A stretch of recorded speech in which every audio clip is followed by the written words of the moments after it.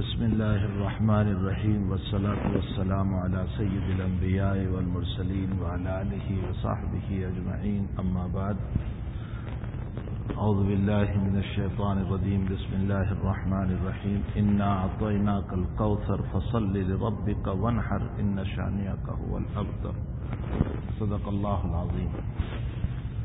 بزرگان محترم، یہ مجلس بہت ہی اہمیت کی حامل ہے، اس لیے کہ اس میں تذکرہ اس ذات اقدس صلی اللہ علیہ وسلم کا ہو رہا ہے جو دنیا میں سب سے اعلیٰ بنائی گئی اور آخرت میں اس سے بڑھ کر کوئی نہیں ہوگا. اس کے تذکرے میں ثواب ہے، اس کی یادوں میں ثواب ہے، اس کے ذکر میں ثواب ہے، ہر اعتبار سے ثواب ہی ثواب ہے. اسی کے ذکر کے لیے یہ مجلس منعقد کی گئی، تو یہ مجلس انتہائی بابرکت مجلس ہے. ہمیں اس کی اہمیت کو سمجھنا چاہیے کہ یہ انتہائی بابرکت مجلس ہے، اور میری درخواست تو یہ ہے کہ یہ صرف ربیع الاول ہی کے نسبت پر ایک مرتبہ نہ ہو بلکہ بار بار ہو، تاکہ ہمارے جوانوں کے سامنے اللہ کے نبی علیہ السلام کی سیرت آئے، آپ کی مبارک زندگی آئے، آپ کی لائف آئے، اور مبارک زندگی کو پڑھ کر کے ہمارا جوان اپنی زندگی کو بنانے کی فکر کرے، کوشش کرے. مہینہ جو اس وقت چل رہا ہے، میں بہت مختصر چند باتوں کی طرف توجہ دلاؤں گا، اس لیے کہ آپ نے سورت رسول صلی اللہ علیہ وسلم پر بہت تفصیل سے سنا. جو مولانا عمران صاحب گفتگو کر رہے تھے، سورت رسول صلی اللہ علیہ وسلم پر بہت تفصیل سے آپ نے سنا. حضرت کی شان اقدس میں چند باتوں کی طرف آپ کو توجہ دلاتا ہوں. یہ مہینہ ربیع الاول کہا جاتا ہے، اور ربیع کا معنی ہوتا ہے بہار. اور انگلش میں کیا بولتے ہیں بہار کو؟ اسپرنگ. ربیع کا معنی بہار، اسپرنگ کو بولتے ہیں. ہر چیز پر بہار آتی ہے، سن اور آفتاب پر بہار آتی ہے ایسی کہ دوپہر کو آنکھیں دیکھنے کو نہیں ٹھہرتی. چاند پر بہار آتی ہے 14ویں رات کو، کہ جب وہ مکمل ہو جاتا ہے تو بدر منیر ہو جاتا ہے، کامل ہو جاتا ہے. انسان پر بہار آتی ہے کہ جب یہ جوان بنتا ہے تو چہرہ ہٹنے کو تیار نہیں ہوتا ہے، بار بار دیکھنے کو جی چاہتا ہے. تو انسان پر بہار آتی ہے، چاند پر بہار آتی ہے، ستاروں پر بہار آتی ہے، باغ و بہار میں باغ میں بہار آتی ہے، گارڈن میں بہار آتی ہے، درختوں میں بہار آتی ہے، ہر چیز پر بہار آتی ہے. لیکن تمام کی بہار خزاں رسید ہے، اس پر ڈھلوان ہے. آفتاب شام کو ڈھل جاتا ہے، چاند 15 کے بعد ڈھلنا شروع ہو جاتا ہے، اور انسان اپنی جوانی میں جو بہار آئی تھی وہ ڈھلنا شروع ہوتا ہے. جوانی ایسی تھی کہ نظر نہیں ہٹتی تھی، اور بڑھاپا ایسا ہوتا ہے کہ دیکھنے کو جی نہیں چاہتا.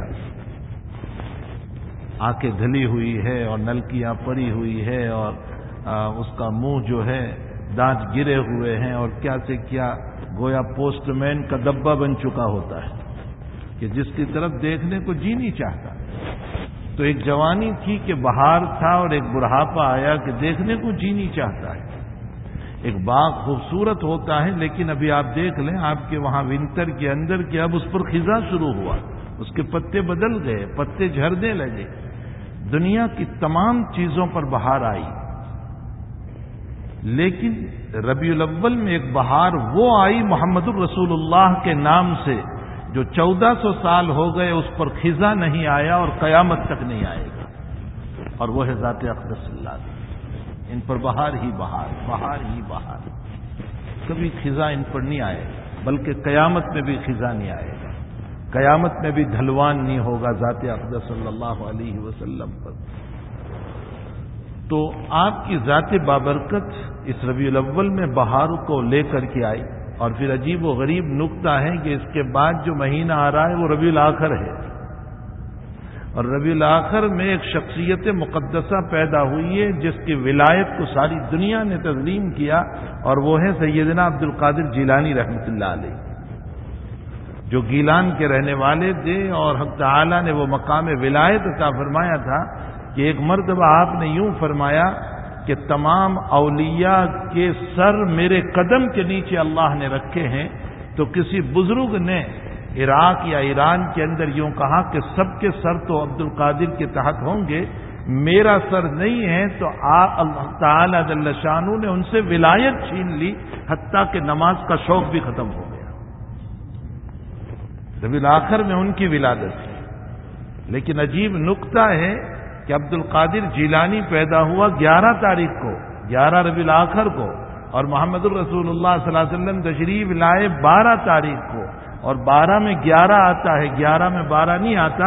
اشارہ ہوا کہ عبد القادر جیلانی کی ولایت یہ تابع ہے محمد الرسول اللہ صلی اللہ علیہ وسلم۔ 12 میں 11 ہے، 11 میں 12 کبھی نہیں ہو سکتا، اور ظاہر سی بات ہے کہ کسی بھی ولی کی ولایت جو ہے وہ تابع ہوتی ہے۔ مل صاحب جب کرامت پر معجزات پر کچھ باتیں کر رہے تھے، بہت سمجھ میں نہیں آ رہا تھا، ویسے تو باؤنس جا رہا تھا مجھے، لیکن کچھ نہ کچھ میں سمجھ رہا تھا کہ کرامت اور معجزات پر گفتگو کر رہے تھے۔ انبیاء کو مکلف بنایا گیا کہ اپنے معجزات کو ظاہر کرو، اس لیے کہ تمہارے نبوت کی دلیل ہے، یہ تمہیں ظاہر کرنا پڑے گا اپنے دلائل کو، تاکہ تمہیں لوگ نبی تسلیم کریں۔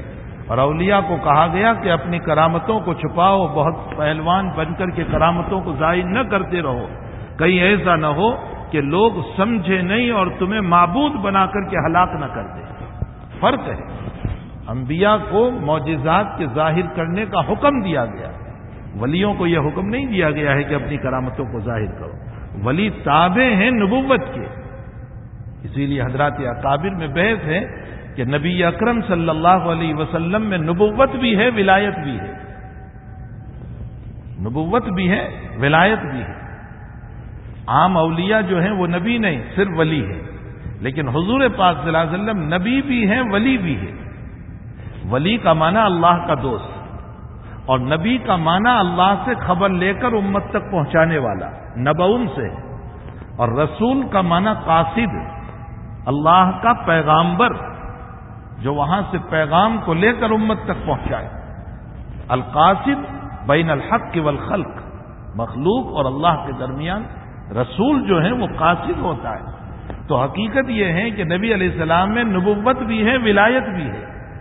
اب علماء بحث کرتے ہیں کہ نبی کی نبوت افضل ہے یا نبی کی ولایت افضل ہے، عام ولیوں کی بات نہیں، حضور پاک صلی اللہ علیہ وسلم کی نبوت افضل ہے یا ولایت افضل ہے۔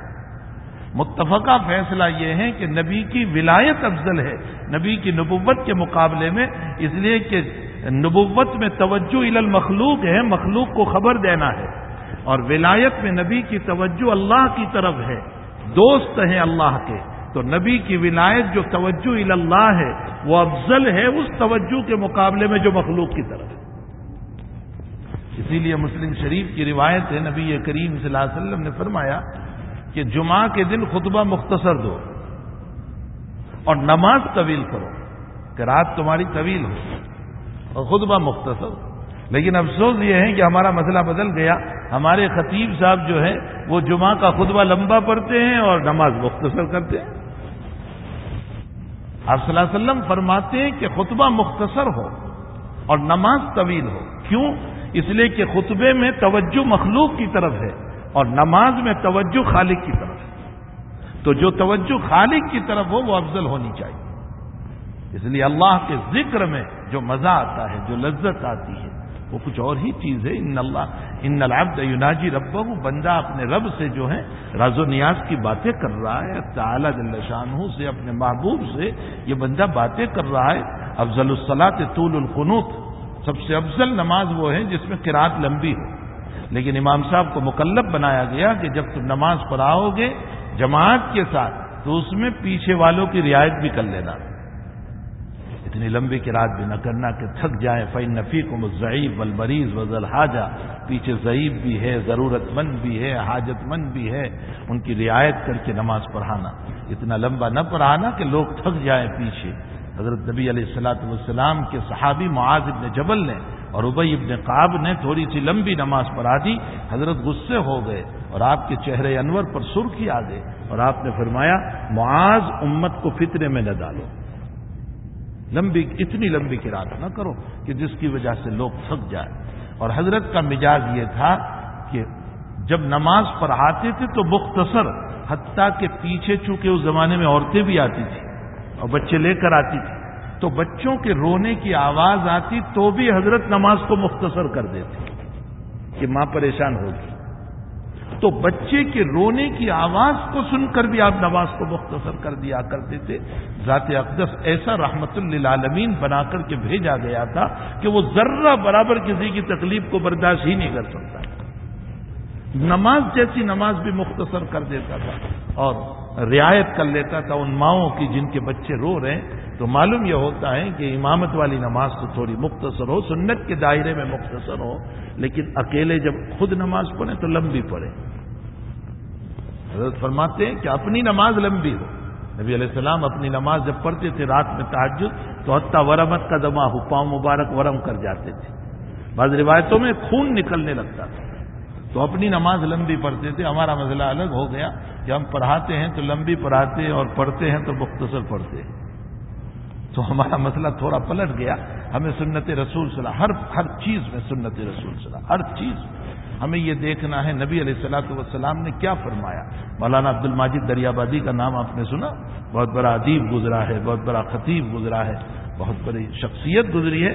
مولانا فرماتے ہیں کہ آئینہ ہے محمد الرسول اللہ صلی اللہ علیہ وسلم، اور تم جب صبح کو نکلتے ہو تو اپنا چہرہ آئینے میں دیکھتے ہو کہ کوئی داغ نہ ہو۔ فرمایا اپنی زندگی کے باب میں بھی حضور کے آئینے میں دیکھ لیا کرو کہ تمہاری روح پر کوئی داغ تو نہیں ہے، ورنہ اللہ تمہاری روح کو رد کر دے گا۔ دائرے سنت میں ہر عمل جو ہے قابل قبول ہے، دائرے سنت میں، سنت کے دائرے میں، چاہے وہ مختصر عمل ہو۔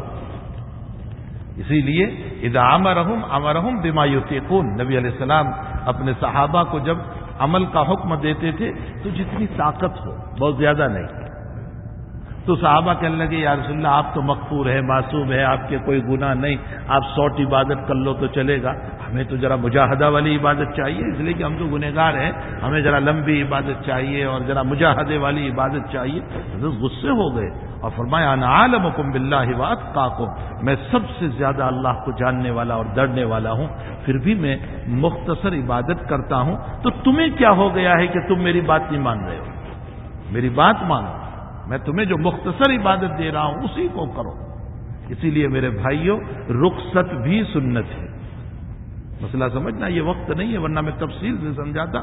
رخصت بھی سنت ہے، رخصت بھی سنت ہونے کا مطلب یہ ہے ایک آدمی بیمار ہے، علیل ہے، روزہ نہیں رکھ سکتا، قرآن اور حدیث میں کہا گیا کہ تجھے رخصت ہے کہ تو روزے کو چھوڑ کر کے اس کا فدیہ دے دے۔ اب اپنی بہادری بتا رہا ہے اور کہہ رہا ہے کہ نہیں نہیں میں تو رکھوں گا، اور دوپہر تک میں پریشان ہو جاتا ہے، سب کو برائی میں، حالات میں، پریشانی میں مبتلا کر دیتا ہے۔ یہاں روزہ چھوڑنا یہ بھی سنت رسول صلی اللہ علیہ وسلم،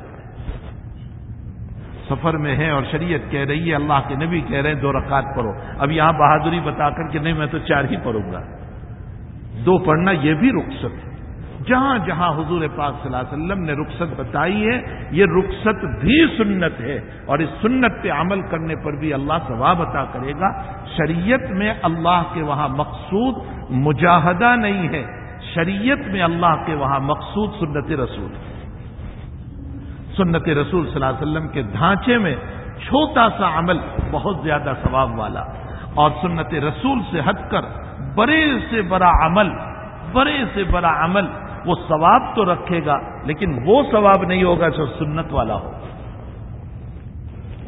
علامہ حطاب رحمۃ اللہ علیہ بہت بڑے محدث گزرے ہیں، انہوں نے کتاب لکھی ہے فوائد جلیلہ۔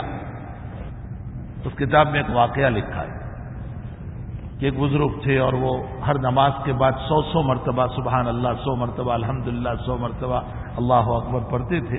انہوں نے خواب دیکھا کہ میدان حشر قائم ہوا اور جو ہے فرشتہ سب کے نام بول کر کے جناب آئیں اپنا ثواب لے جائیں، جناب آئیں اپنی تسبیح کا ثواب لے جائیں، آپ آئیں اپنی تسبیح کا ثواب، سب کے نام بول کر ثواب دیا جا رہا ہے۔ پھر دفتر بند ہو گیا تو بزرگ کہتے ہیں کہ میں دورہ گیا، میں بھی تو نماز کے بعد تسبیح پڑھتا تھا، آپ مجھے کوئی ثواب نہیں دے رہے، میرا نام بھی نہیں آیا۔ تو فرشتوں نے خواب میں بتایا آج ان کو ثواب ملا ہے جو سنت رسول کے مطابق نماز کے بعد تسبیح پڑھتے تھے۔ فرمایا سنت رسول؟ فرمایا نبی نے نماز کے بعد 33 مرتبہ پڑھنے کو کہا ہے، تم 100 مرتبہ پڑھتے تھے، مجاہدہ ضرور ہے تمہارا، لیکن سنت کے دائرے سے ہٹا ہوا ہے، اس لیے آج تم کو ثواب نہیں ملے گا۔ عمل چھوٹا ہو لیکن سنت کے دائرے میں۔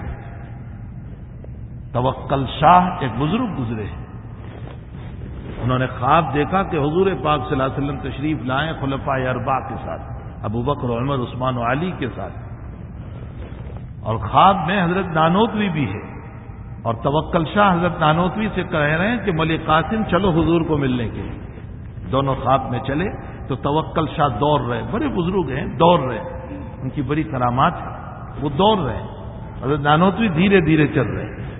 تو توکل شاہ نے کہا کہ تمہیں جو ہے نبی سے محبت نہیں ہے، دوڑتے کیوں نہیں ہو؟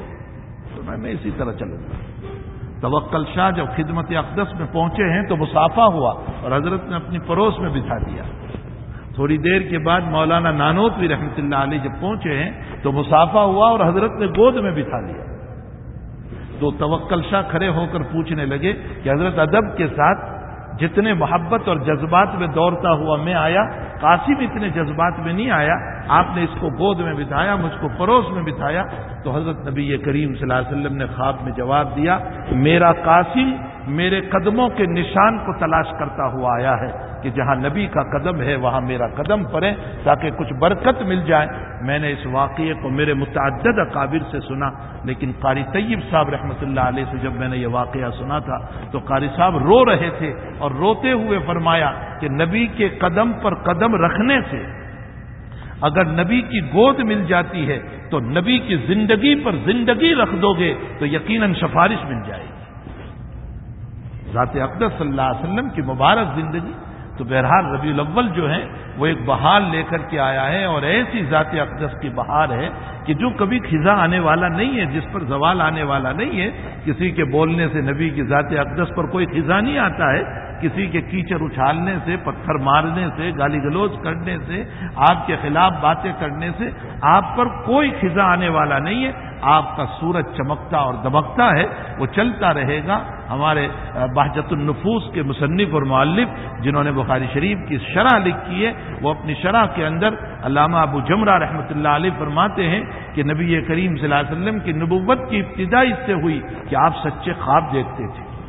شروع 6 مہینے سچے خواب دیکھے، اس کے بعد غار حرا میں آپ کو نبوت ملی، اور ادھر خواب دیکھتے تھے اور صبح کو واضح ہو کر کے الرؤیت الصالحہ والرؤیت الصادقہ، سچے خواب سامنے آ جاتے تھے۔ تعبیر بالکل جو رات میں دیکھا وہ تعبیر سامنے آتی تھی۔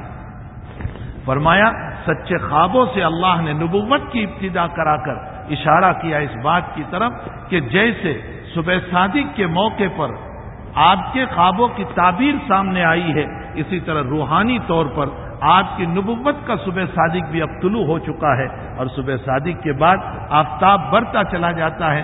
اسی طرح میرے محبوب صلی اللہ علیہ وسلم آپ کا آفتاب نبوت بھی بڑھتا چلا جا رہا ہے۔ اب جو آپ کو دیکھے گا صداقت کی نظر سے وہ صدیق بنے گا، اور جو آپ کو نہیں دیکھ پائے گا کذب کی وجہ سے وہ ابو جہل بنے گا۔ اور پھر جتنے لوگ بولتے چلے جائیں گے وہ سب ابو جہل کی ذریت ہوگی، اور جتنے لوگ قیامت تک آپ کی تصدیق کرتے چلے جائیں گے وہ سب صدیق ہوں گے۔ یاد رکھیے صدیق صرف ابو بکر نہیں ہے، قیامت تک صدیق ہے، قیامت تک صدیق ہے۔ جتنے لوگ حضور پاک صلی اللہ علیہ وسلم کی تصدیق کرتے چلیں گے وہ سب صدیق ہے۔ آپ بھی صدیق ہو اس لیے کہ اللہ کے حبیب پاک صلی اللہ علیہ وسلم کی تصدیق کر رہے ہیں کہ وہ ہمارا سچا رسول ہے، سچا رسول۔ مجھے ایک فون آیا کہ فلاں صاحب کا انتقال ہو گیا۔ میں نے کہا خوشی مناؤ یار کہ لا الہ پڑھتا ہوا گیا، تسبیح پڑھتا ہوا گیا، اللہ کا نام لے کر کے گیا، اللہ اللہ کرتا ہوا گیا۔ اور میں نے کہا اس سے بڑھ کر خوشی کیا ہوگی کہ قبر میں جاتے ہی اس نے اپنے آقا صلی اللہ علیہ وسلم کی زیارت فرما لی۔ بخاری شریف میں ہے انکم تفترون، تم قبر میں میرے باب میں آزمائے جاتے ہو، تمہیں میرے متعلق سوال ہوگا۔ اب یہ سوال کیسے ہوگا؟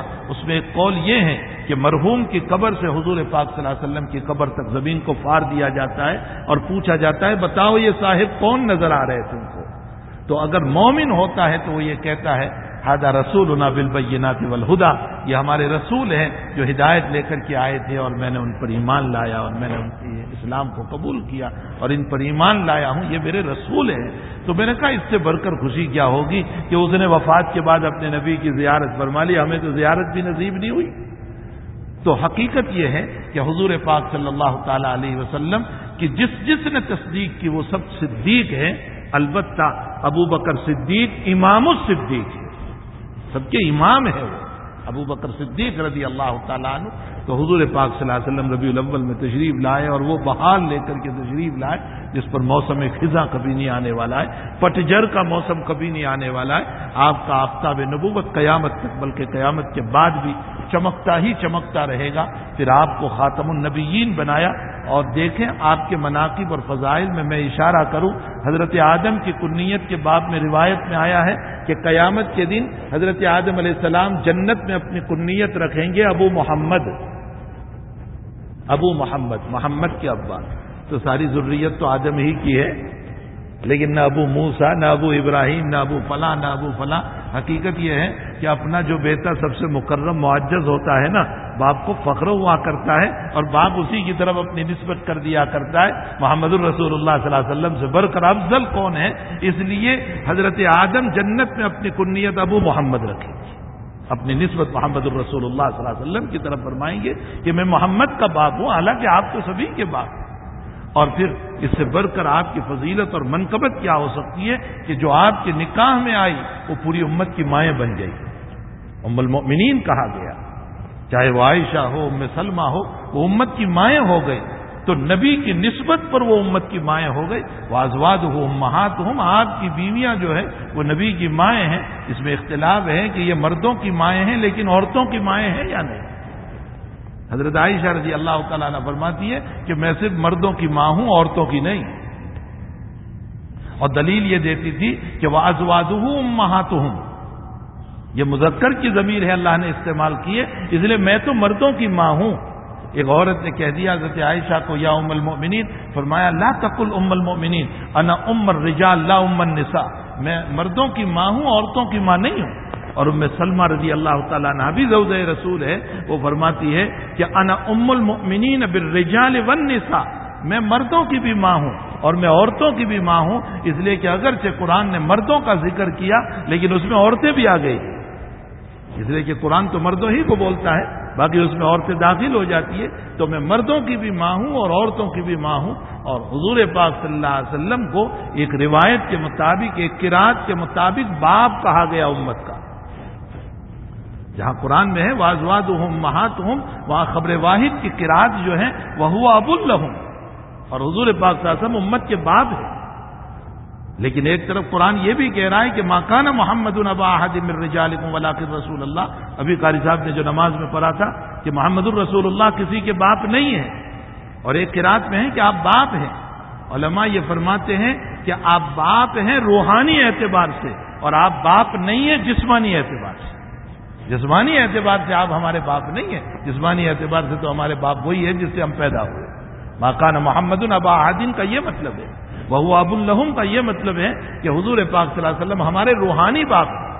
بلکہ روایت میں ہے انما انا لکم بمنزلۃ الوالد، حضور پاک صلی اللہ علیہ وسلم فرماتے ہیں کہ میں تمہارے لیے بمنزلہ والد کے ہوں، میں تمہارے لیے بمنزلہ باپ کے ہوں۔ تو بہرحال حضور پاک صلی اللہ علیہ وسلم کی شخصیت مقدسہ، آپ کے ساتھ آنے والیاں جو نکاح میں آئی تو ان کو ام المؤمنین کہہ دیا گیا، آپ کے چچا جو آپ پر ایمان لے آئے تو پھر ان کو وہ مقام مل گیا کہ اسد اللہ واسد رسولی، وہ اللہ کا شیر ہے، رسول اللہ کا شیر ہے۔ حضرت حمزہ رضی اللہ تعالیٰ عنہ کو اسد اللہ واسد رسولی کہہ دیا گیا۔ اور آپ کا چچا عباس جب ایمان لے آئے تو اللہم اغفر للعباس وولدہ مغفرتاً ظاہرتاً، نبی دعا دے رہے ہیں اللہ میرے چچا عباس کی مغفرت فرما اور ان کی ذریت کی مغفرت فرما۔ اور آپ کی بیٹیوں کے باب میں آپ نے فرمایا، اپنی بیٹی کے باب میں فاطمہ بضعۃ منی من عاداها فقد عادانی، وہ میری جگر کا ٹکڑا ہے جس نے اس کو ایذا پہنچائی، اس نے مجھ کو ایذا پہنچائی۔ اور حسنین کے باب میں فرمایا جب خطبہ دے رہے ہیں حضور پاک صلی اللہ علیہ وسلم جمعہ کا اور حسن آ گئے تو حضرت خطبہ چھوڑ کر اترے اور اتر کر کے لے آئے اور اپنے گود میں اٹھا کر کے خطبہ دیا اور ارشاد فرمایا انما اموالکم واولادکم فتنہ، یہ اولاد فتنہ ہے، یہ کہہ کر حضور پاک صلی اللہ علیہ وسلم نے اٹھا کر کے خطبہ دیا اور اس کے بعد فرمایا اے اللہ یہ میری ضروریت اور میری نسل ہے، جو ان کو تکلیف پہنچائے وہ مجھ کو تکلیف پہنچائے، جو ان سے محبت کرے گا وہ مجھ سے محبت کرے گا۔ اور اس کے بعد آپ نے سونگا، آپ نے جیسے پھول سونگتے ہیں ویسے اپنے دونوں نواسوں کو سونگا، اپنے محبوب کو سونگا، اپنے پیارے نواسوں کو سونگ کر کے فرمایا کہ یہ میرے ریحان ہے، یہ میرے دونوں پھول ہیں۔ بخاری شریف میں ہما ریحان عطایا، یہ میرے پھول ہیں۔ مارکیٹ اور بازار سے صبح صبح حضور آ رہے، فرمایا لاؤ بیٹی کو ذرا مل لوں۔ فاطمہ کے مکان چلے گئے اور بیٹی عام طور پر بیٹیوں سے محبت زیادہ ہوا کرتی ہے، تو فاطمہ کے مکان گئے اور جا کر کے فرمایا کہاں ہے وہ؟ این لقا، این لقا، لقا کہاں ہے؟ لقا کا معنی ویسے ہوتا ہے شرارتی، بچے شرارت بہت کرتے، تو حضرت نے فرمایا ارے وہ شرارتی کہاں ہے؟ اور دونوں سوئے ہوئے تھے، حسن بھی سوئے ہوئے تھے، حسین بھی سوئے ہوئے تھے۔ حضرت نے فرمایا شرارتی کہاں ہے؟ ہمارے علامہ انور شاہ صاحب کشمیری رحمۃ اللہ علیہ نے ذرا ادب کی زبان میں ترجمہ فرمایا وہ پاجی کہاں ہے؟ ذرا اردو ادب کے اندر فرمایا وہ پاجی کہاں ہے، وہ شرارتی کہاں ہے؟ تو جلدی جلدی فاطمہ نے تیار کیا اور لائی، اللہ کے نبی نے دونوں کو گود میں لیا اور فرمایا اے اللہ میں ان سے محبت کرتا ہوں۔ یہ جب نسبت رسول پر ان کو یہ مقام مل گیا، ارے چھوڑو یہ تو سب نسبت رسول پر قریب کے تھے، کوئی بیوی ہے، کوئی بچی ہے، کوئی چچا ہے، کوئی نواسے ہیں، امت کو نسبت رسول پر یہ مقام مل گیا۔ انتم تتمون 70 امہ وانتم افضلها واکرمها الى اللہ تبارک وتعالی لانکم تأمرون بالمعروف وتنہون عن المنکر۔ فرمایا حضور پاک صلی اللہ علیہ وسلم نے تم اے میری امت، تم سے پہلے 70 امت کو ختم کر چکے ہو، گزر چکی ہے 70 امت، لیکن ان تمام امتوں میں سب سے افضل، سب سے اکرم، سب سے اعلیٰ اے میری امت تم ہو، اس لیے کہ تم میرے کام کو لے کر چلنے والی ہو، امر بالمعروف کرنے والی ہو، نہی عن المنکر کرنے والی، اس لیے تم سب سے افضل ہو۔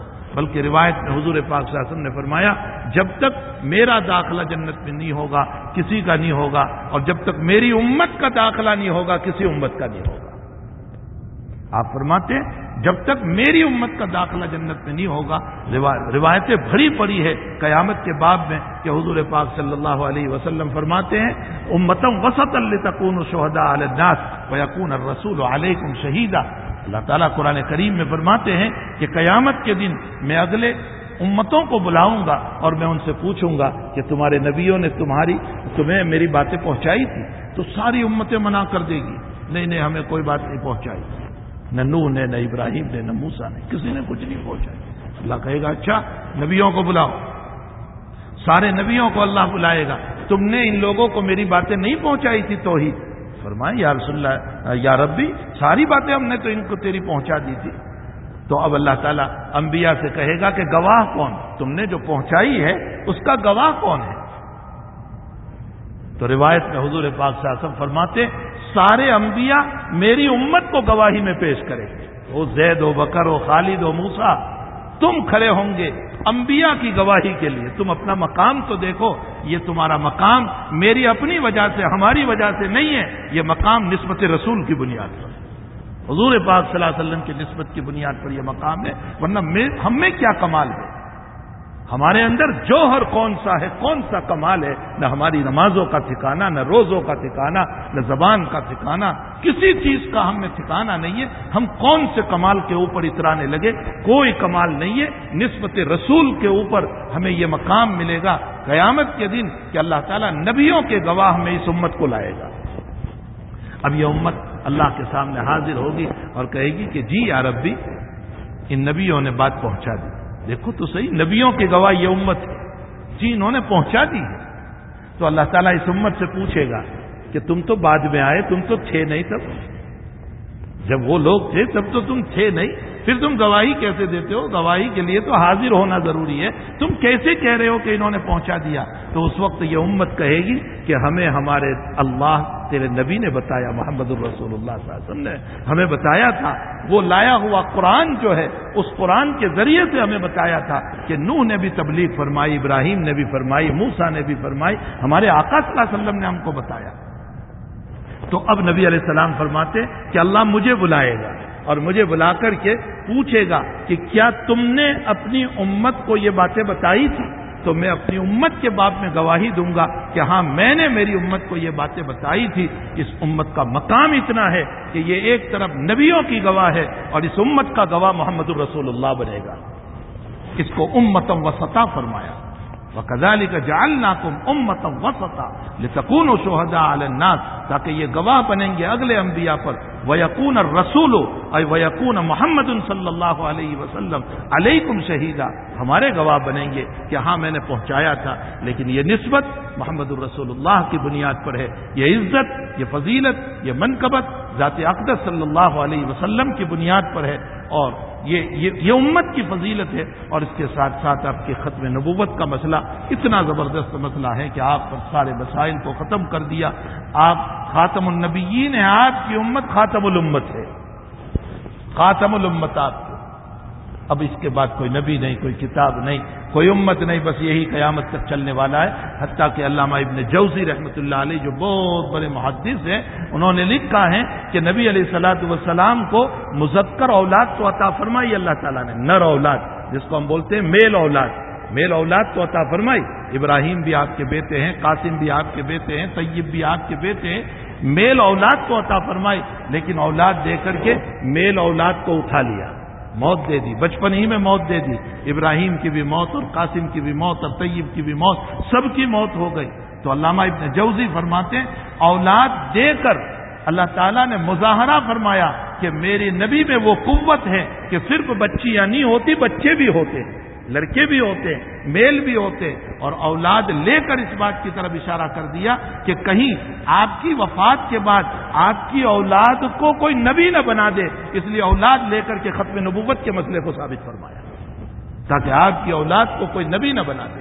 تو ختم نبوت کے لیے آپ کی اولاد کو بھی اللہ تعالیٰ نے اٹھا لیا، یہ حکمت ہے اس کے اندر، جناب رسول اللہ صلی اللہ علیہ وسلم کی اولاد کو لے لینے کے اندر۔ تو آپ خاتم النبیین ہیں، پھر آپ کی امت کو وہ مقام ملا کہ ایک عائشہ ذرا سا مسئلہ ہوا اور وہ ہار گم ہو گیا اور رونے لگی، اور اتنے میں مسئلہ ہوا کہ فجر کی نماز کے غائب ہونے کا، قضا ہو جانے کا مسئلہ ہے۔ روایتوں میں ہے کہ صدیق اکبر کو لوگ تانا دینے لگے کہ تیری بیٹی کی وجہ سے فجر کی نماز قضا ہو جائے گی، پانی ہے نہیں، نماز کیسے پڑھیں گے؟ صدیق آئے خیمے میں اور اللہ کے نبی عائشہ کی ران پر سر مبارک رکھ کر کے سوئے ہوئے، اور صدیق نے اپنی بیٹی کو دانتنا شروع کیا، بلکہ حدیث میں ہے مارنا شروع کیا، کوکھ میں بیٹی کو مارنا شروع کیا، لیکن آہستہ آہستہ کہ حضور جاگ نہ جائیں، آقا صلی اللہ علیہ وسلم کی آنکھ نہ کھل جائیں۔ عائشہ فرماتی ہے بڑے زوروں سے ابا جی مار رہے تھے، لیکن میں اس لیے نہیں ہل رہی تھی کہ حضور پاک صلی اللہ علیہ وسلم کی آنکھ نہ کھلے۔ یہاں سے سنت ثابت ہوئی کہ اگر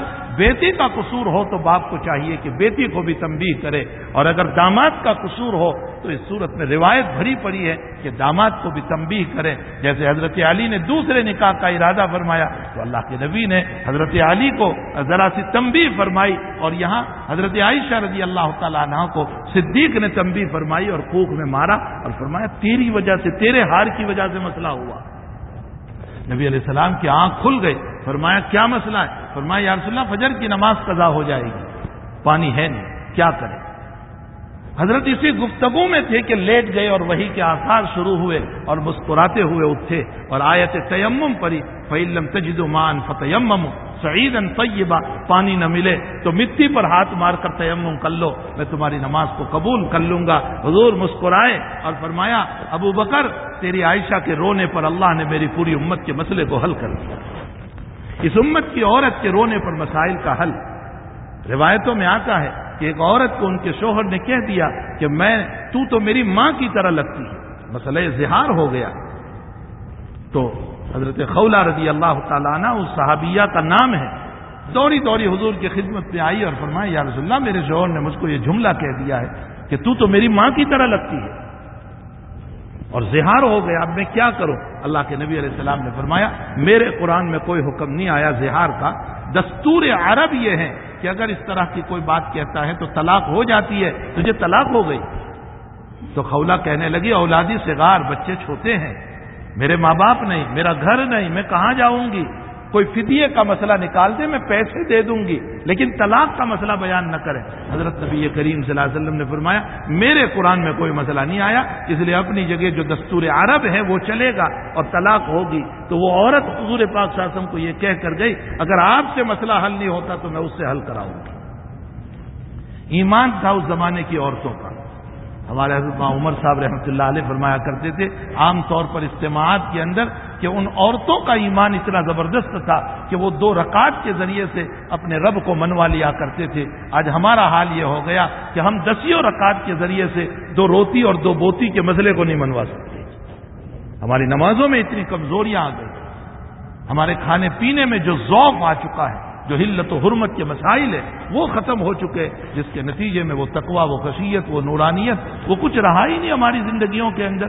تو بہرحال خولہ گھر گئی، 2 رکعت نماز پڑھی اور اللہ سے دعا کی کہ باری تعالیٰ میرے شوہر کی یہ بات ہے، یہ کلام ہے، اور نبی کہہ رہا ہے کہ طلاق ہو گئی اور میں نہیں چاہتی ہوں کہ طلاق ہو، کوئی فدیے کا مسئلہ نکل آئے۔ ادھر نماز سے فارغ ہو رہی ہے، دعا سے فارغ ہو رہی ہے، اور اللہ کے نبی پر وہی اتر رہی ہے لقد سمع اللہ قول التي تجادلك في زوجها وتشتكي الى الله والله يسمع تحاوركما ان اللہ سمیع بصیر۔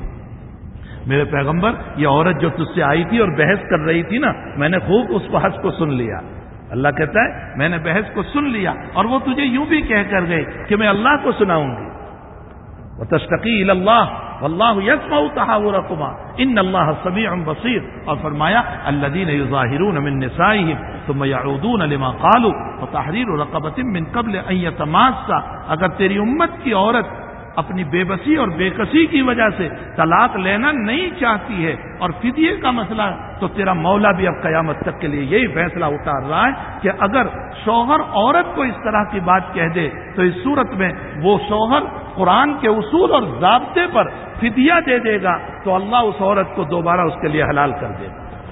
یہ اس امت کی عورت کے ایک عورت کے رونے پر اللہ کی طرف سے مسائل کا حل ہوا ہے، تو یہ امت کے فضائل یہ میری اور آپ کے کمالات کی بنیاد پر نہیں ہے، نسبت رسول صلی اللہ علیہ وسلم کی بنیاد پر یہ ساری کی ساری باتیں اس امت کو ملی ہیں۔ اس لیے اس ذات اقدس صلی اللہ علیہ وسلم کے لیے صرف ربیع الاول کا 1 مہینہ اور اس میں 1 دن ہم مل کر کے کچھ باتیں کر لیں، یہ نہ ہو، بلکہ ہر مہینے ہم جمع ہو اور اپنے آقا صلی اللہ علیہ وسلم کی سیرت کو پڑھیں اور سنائیں اور دوسروں کو پہنچائیں اور آپ کی مبارک زندگی کو اپنے اندر لانے کی کوشش کریں۔ فضائل اور مناقب ہم یقیناً سنتے ہیں، حضور پاک صلی اللہ علیہ وسلم کی صورت کوئی بیان کر ہی نہیں سکتا ہے، قیامت کا سویرا ہو جائے گا، آپ کی سیرت پر گفتگو کرتے کرتے کوئی بیان نہیں کر سکتا، آپ کے حلیہ مبارکہ کو کون بیان کر سکتا ہے۔ کئی اشعار میں آپ نے وَأَحْسَنَ مِنْكَ لَمْ تَرَ قَطُّ عَيْنِي وَأَجْمَلَ مِنْكَ لَمْ تَلِدِ النِّسَاءُ، بلکہ حضرت حسان رضی اللہ تعالیٰ عنہ تو اپنے ایک شعر کے اندر فرماتے ہیں مَا إِن مَدَحْتُ مُحَمَّدًا بِمَقَالَتِي وَلَكِنْ مَدَحْتُ مَقَالَتِي بِمُحَمَّدِ۔ حضرت حسان تو حضور کے شاعر تھے، اور آپ صلی اللہ علیہ وسلم نے خود منبر رسول پر بٹھا کر کے فرمایا تھا حسان جب تک نبی کی تعریف میں اشعار پڑھتے رہو گے جبریل امین تمہاری تائید کرتے رہیں گے۔ حضرت حسان پڑھتے تھے تو حضرت حسان پڑھتے ہیں اپنے اشعار کے باب میں کہ میں میرے اشعار سے محمد کی تعریف کیا کروں، میں میرے اشعار سے محمد کی تعریف کیا کروں۔ حقیقت یہ ہے کہ محمد کی تعریف کرنے سے میرے اشعار مقبول ہو گئے۔ ما ان مدحت محمد بمقالتی ولکن مدحت مقالتی بمحمدی، میرے کلام کی تعریف تو حضور کی نسبت پر ہو رہی ہے۔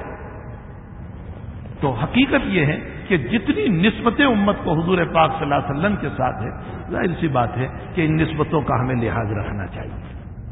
آپ سے بڑھ کر ہمارا محسن کوئی نہیں، کوئی محسن نہیں۔ اگر حسن کے اعتبار سے محبت ہے تو ذات اقدس ہے، کمال کے اعتبار سے اگر محبت ہو سکتی ہے تو آپ سے بڑھ کر علم کا کمال کسی کے پاس نہیں، تقدس کا کمال کسی کے پاس نہیں، اصلاح کا کمال کون دنیا میں وہ مصلح ہوگا جو آقا کے برابر ہو۔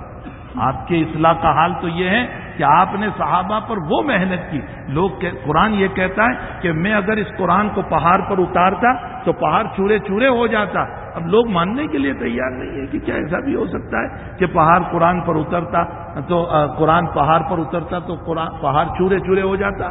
یہ کیسے ہو سکتا ہے؟ جی میرے بھائیوں، حقیقت یہ ہے کہ یہ پہاڑ تو مٹی اور پتھر کے ہیں. قرآن اترا اور اس قرآن نے کفر کے پہاڑوں کے اوپر جب عمل کیا ہے تو حضرت عمر جیسا بھی قدموں میں آ کر بیٹھ گیا.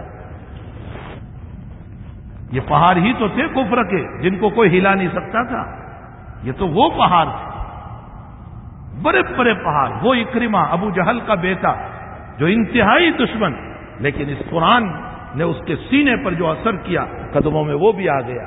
عمر بھی آ گیا، خالد بن ولید بھی آ گیا، عمرو بن العاص بھی آ گیا. یہ سب کفر کے بڑے بڑے پہاڑ تھے. ان کی تاریخ تو پڑھو، حیات الصحابہ تو پڑھو تو پتہ چلے گا کہ یہ کفر کے وہ پہاڑ تھے جن کے کفر کو کوئی توڑ نہیں سکتا تھا. لیکن حضور پاک صلی اللہ علیہ وسلم کی اصلاحی مجلسوں نے اور اصلاحی باتوں نے ان پہاڑوں کو توڑ دیا اور قدموں میں لے آیا. تو کمال کے اعتبار سے علمی کمال میں آپ سے بڑھ کر کوئی نہیں ہو سکتا، تقدس اور پاکیزگی میں آپ سے بڑھ کر کوئی نہیں ہو سکتا، اور اصلاحی مجلس کے اور اصلاح کے جو ہیں باتوں کے اعتبار سے آپ سے بڑھ کر کوئی نہیں ہو سکتا. اور احسان کے اعتبار سے اگر دیکھا جائے تو حضرت خود ہی فرماتے ہیں کہ تم تو جہنم میں تھے، میں تمہاری کمر پکڑ پکڑ کر کے جنت کی طرف لا رہا ہوں.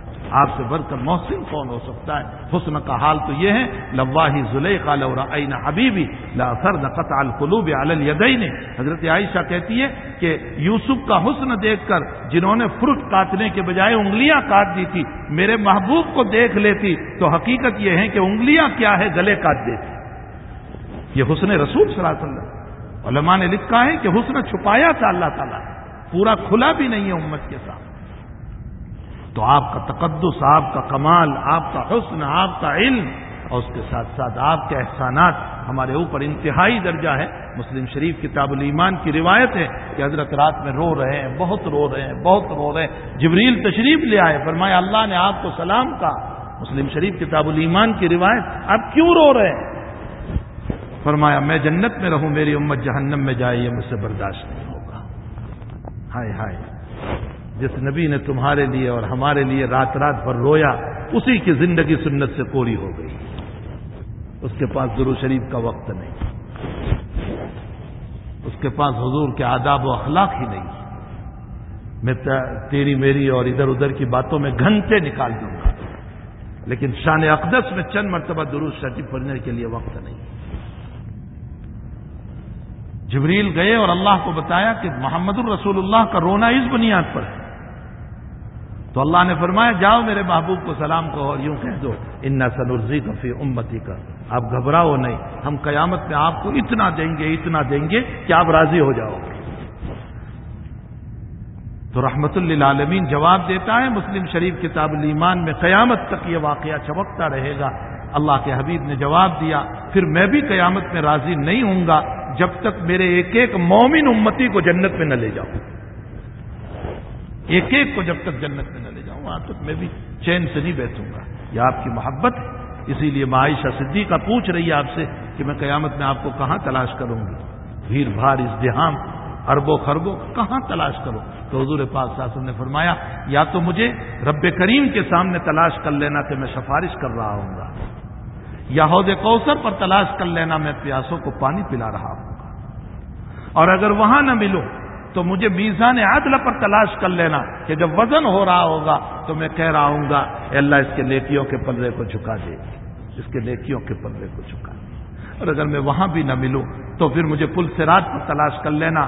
جہنم کی تپش میں برداشت کروں گا لیکن کھڑا کھڑا وہاں دعا کروں گا. مسلم شریف میں ہے اللہم سلم سلم، یہ میرا امتی جا رہا ہے، اللہ صحیح سلامت گزار دے اس کو، یہ گرنے نہ پائے، اللہ صحیح سلامت گزار دے. علماء نے اس کی مثال دی ہے کہ جیسے ایک مکان میں اپنے 4 بیٹے ہو اور ماں کسی کام سے نکلی اور آگ لگ گئی مکان کے اندر، تو ماں دوڑی دوڑی آتی ہے، کبھی اس لال کو بچاتی ہے، کبھی اس نور نظر کو بچاتی ہے، کبھی اس لگتے جگر کو بچاتی ہے. چاروں طرف اولاد کے لیے دوڑتی ہے کہ میرے بچے بچ جائیں. فرمایا جیسے ایک ماں اپنی اولاد کو فائر سے بچانے کے لیے دوڑتی ہے، محمد الرسول اللہ جو کئی ہزاروں ماؤں سے زیادہ شفیق اپنی امت کو جہنم کی فائر سے بچانے کے لیے دوڑ رہا ہوگا.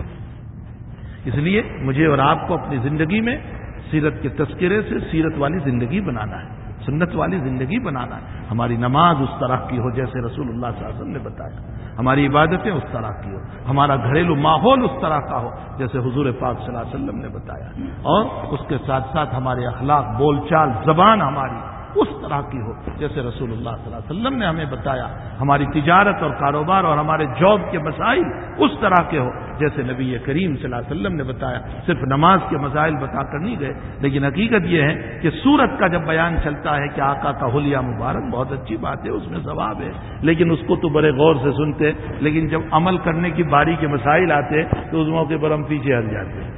سنت رسول کے جب مسائل چلتے کہ ہمیں یہ بھی اپنانا چاہیے، یہ بھی اپنانا چاہیے، تو ہم پیچھے ہٹ جاتے ہیں. جیسے ایک صاحب سے ایک کتا مرا ہوا تھا اور وہ رو رہے تھے وہاں بیٹھے بیٹھے، تو پوچھا کہ بھئی رو کیوں رہا ہے؟ تو کہا میرا کتا مر گیا. کہا اچھا کیوں مر گیا؟ کہا بھوک کی وجہ سے مر گیا. تو وہاں روٹیاں بھی پڑی ہوئی تھی، تو کہا اتنی ساری روٹیاں تھی تو نے اس کو کھلائی نہیں تاکہ یہ مرتا نہیں؟ فرمایا نہیں، روٹیوں میں میرا مال ہے اور آنسو بہانے میں کوئی پیسہ نہیں دینا پڑتا. تو حقیقت یہ ہے کہ ہمارا حال کچھ ایسا ہی ہو چکا ہے کہ جہاں مفت کا جلسہ کرنا ہو اور مفت میں جو ہے سیرت کا ایک عنوان سے جمع ہو جانا ہو، بڑے شوق سے جمع ہو جاتے ہیں، یقیناً ثواب سے خالی نہیں، لیکن اصل زندگی سننے سے رسول اللہ صلی اللہ علیہ وسلم کی اتباع ہے. اللہ کے حبیب کی مبارک زندگیوں کو ہم اپنی زندگی میں اپنائیں اور 100% آپ کے طریق کو اپنی زندگی میں لائیں. انشاءاللہ تعالی دیکھو نورانیت پیدا ہوگی. ہمارے شیخ یونس صاحب قدس سرہ فرمایا کرتے تھے، نبی کی سنتوں سے چہرے پر نور پیدا ہوتا ہے اور نبی کی سنتوں کو چھوڑنے سے چہرے پر ظلمت پیدا ہوتی، تاریکیاں پیدا ہوتی. اس لیے کہ ہم نبی سے دور ہو جائیں تو اپنے چہرے کو نورانی بناؤ، اپنے چہرے کو منور بناؤ، ظلماتی اور تاریکی چہرہ نہ بناؤ. اللہ جل شانہ اس جلسے کو بے حد قبول فرمائے، مولانا کی اور یہاں کے جو ذمہ داران کمیٹی احباب ہے سب کی محنتوں کو اللہ قبول فرمائے، اور اصل اصول حق تعالی جل شانہ ہم تمام کو سنت رسول پر چلنے کی توفیق عطا فرمائے. آپ کا یہاں بیٹھنا یہ باعث ثواب ہے، ثواب سے قطعاً خالی نہیں. حضرات صحابہ کرام حضور کی سیرت کو بیان کرنے کے لیے جب بیٹھتے تھے تو مجمع ہماتن گوش ہو جاتا تھا. آقا صلی اللہ علیہ وسلم کی صورت اور سیرت کو سننے کے لیے ہماتن خوش ہو جاتا تھا. حضور کی وفات کے بعد عبداللہ ابن عباس ابو سعید خدری رضی اللہ تعالیٰ عنہ کے پاس گئے، اس لیے کہ چچا عباس نے فرمایا کہ جاؤ ابو سعید خدری کے پاس اور حدیثیں حاصل کرو. حضرت تو دنیا سے رخصت ہو گئے. تو گئے تو ابو سعید خدری رضی اللہ تعالیٰ عنہ باغ میں پانی پلا رہے ہیں. عبداللہ ابن عباس کو دیکھا، فرمایا بیٹے کیسے آئے؟ 15-16 سال کی عمر تھی. فرمایا بیٹے کیسے آئے؟ فرمایا آقا صلی اللہ علیہ وسلم کی حدیثوں کو سننے آیا ہوں. تو روایت میں ہے بخاری شریف میں کہ ابو سعید خدری نے پانی پلانا چھوڑ دیا اور اپنی لنگی کا لنگوٹ بنایا اور کرتے کو برابر سنبھالا اور ادب کے ساتھ بیٹھ گئے، اور ایک حدیث، دوسری حدیث، تیسری حدیث، اور عبداللہ ابن عباس ہماتن حضور پاک صلی اللہ علیہ وسلم کی حدیث کو بیان کرتے چلے گئے. روایت میں ہے کہ ظہر کا وقت ہو گیا اور پتہ بھی نہ چلا. اس کے رسول کوئی اور چیز ہے، ہمارے اندر وہ اس کے رسول کا جذبہ نہیں. ہمارا دوست کو فورین چلا جاتا ہے، یا مان لو آپ یہاں ہیں وہ کسی اور جگہ چلا گیا، یا آپ وہاں سے یہاں آئے ہیں اور آپ کو بکھرے ہوئے چھوڑے ہوئے 10-15 سال ہو گئے، پھر بھی آپ کو یاد آتی ہے، آپ اس کو فون کرتے ہیں، باتیں کرتے ہیں. افسوس کہ ہمارے نبی کے ساتھ اتنا بھی عشق نہیں رہا کہ ہم اس ذات اقدس کو یاد کر کے درود شریف پڑھیں اور ہم ان پر ایصال ثواب درود شریف کے ذریعے سے کریں.